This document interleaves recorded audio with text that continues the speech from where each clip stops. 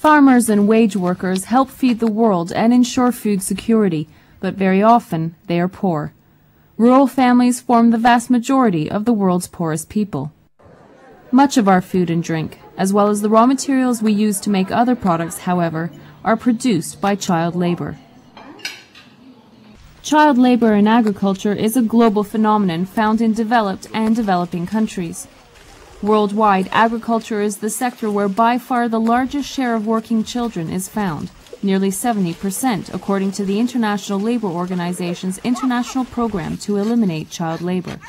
132 million girls and boys aged 5 to 14 years old.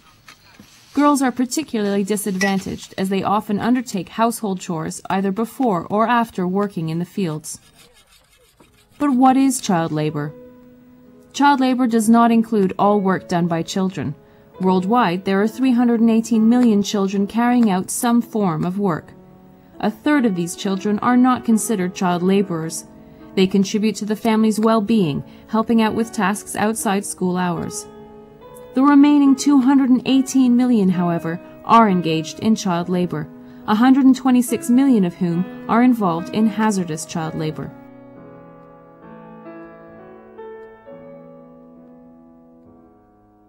According to the ILO, child labor is work that harms, abuses, and exploits a child or deprives a child of an education.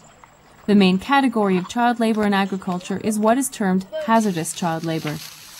Agriculture is one of the most hazardous forms of work at any age, along with mining and construction, in terms of work-related fatalities, injuries, and ill health.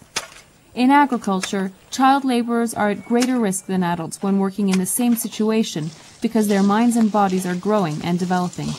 They lack work experience and may be unaware of the hazards and risks they face.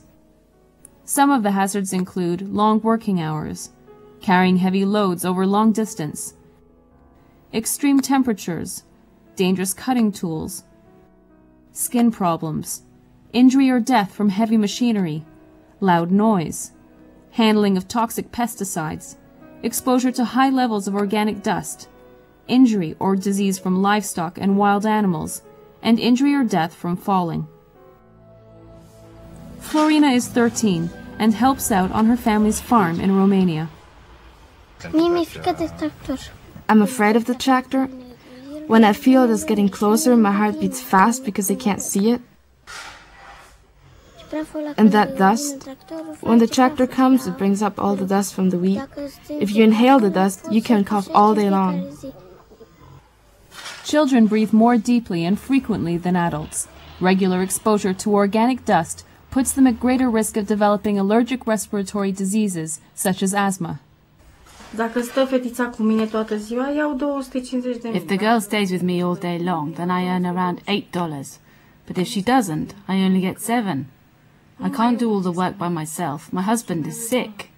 There's no other solution than for her to continue coming to work with me. Children often work long hours in the field.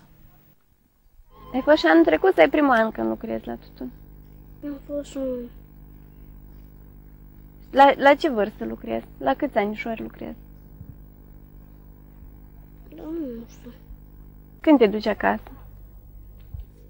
Doamne, că mi-e soarele sor. Și la cât te culci? Te scoli la 4? La vreo 7. In Cameroon, child labor is cheap labor in the cocoa plantations. Children collect and carry heavy loads of cocoa pods that harm the development of their bones, joints, and muscles and may result in permanent disability. In Cameroon, Ghana, Nigeria, and the Côte d'Ivoire, over 150,000 children in 2002 were involved in the handling and application of pesticides on cocoa plantations. Children are at greater risk from repeated exposure to pesticides than adults. They have a higher capacity to absorb toxic substances, whether through breathing or through the skin. Children themselves often prepare the pesticide mixtures, which can cause nerve damage and other health problems. Children should not be working with or be exposed to pesticides. The ILO and local NGOs set up a pilot project to help Cameroonian children leave the cocoa plantations and go to school.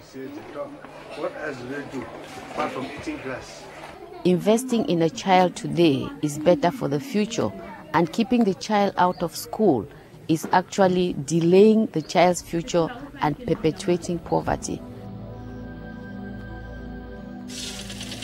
Hundreds of Brazilian children in Retrolandia used to work in sisal production. They no longer do, thanks to an ILO program that put the children in school and the parents to work. There was no shortage of unemployed adults to do the job, but these children were cheaper, even though the conditions they worked in, dusty and hot, broke almost every rule in the book. Nós temos o trabalho da criança muito perigoso na área do cinzal, na colheita, na hora de cortar o cinzal. Nós temos em nosso município criança cega do olho na hora que foi se abaixar para cortar o cinzal. The situation for working children in the region is extremely dangerous. We have children who have been blinded because thorns from sisal leaves went into their eyes. We have children who have lost a hand in the shredding machine. They work without any protective clothing. So the unions are very concerned. We are committed, not just here in Heterolandia, but all across the country, to rescue the children from the exploitation, to put them into good schools so they can have a better future. Nós acreditamos que dia a gente vamos tirar essas crianças do trabalho e colocar numa escola de qualidade para que essas crianças no futuro tenham uma vida melhor. The majority of children have since been removed from Retrolandia's sisal production due to the success of a goat-to-school program supported by the ILO and the National Confederation of Workers in Agriculture.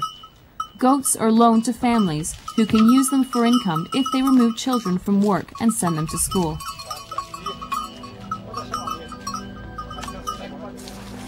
In the coffee and tea plantations of Kenya, Tanzania, and Uganda, the ILO has been working with trade unions, employers' organizations, and government to end child labor.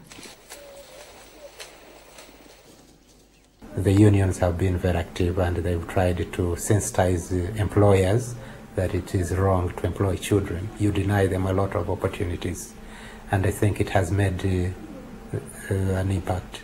Multinational enterprises often source their raw materials from local suppliers and may not be aware of the use of child labor in their production chains. Companies like Philip Morris International realize that the elimination of child labor not only is a moral imperative, but good business sense as well. Our suppliers are required to go out into the tobacco fields, visit tobacco fields, ensure that children are not in the fields growing tobacco, and ensure that children are in school. We have a role to play in helping to address and helping to solve some of these issues. It's both a moral issue, a responsibility, but there is also a clear business interest and a business need to do this as a corporation. Ronel is 12 and works full-time in the sugarcane plantations of the Philippines.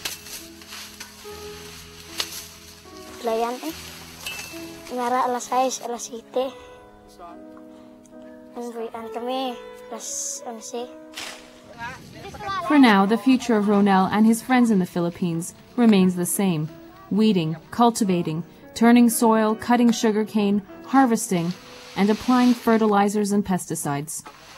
Ronel says his hands itch, a reaction to the pesticides he handles daily. Ronel says he has no choice, but like every child, he has dreams and aspirations, and they do not include being poisoned by chemical pesticides and wounded from a sharp blade.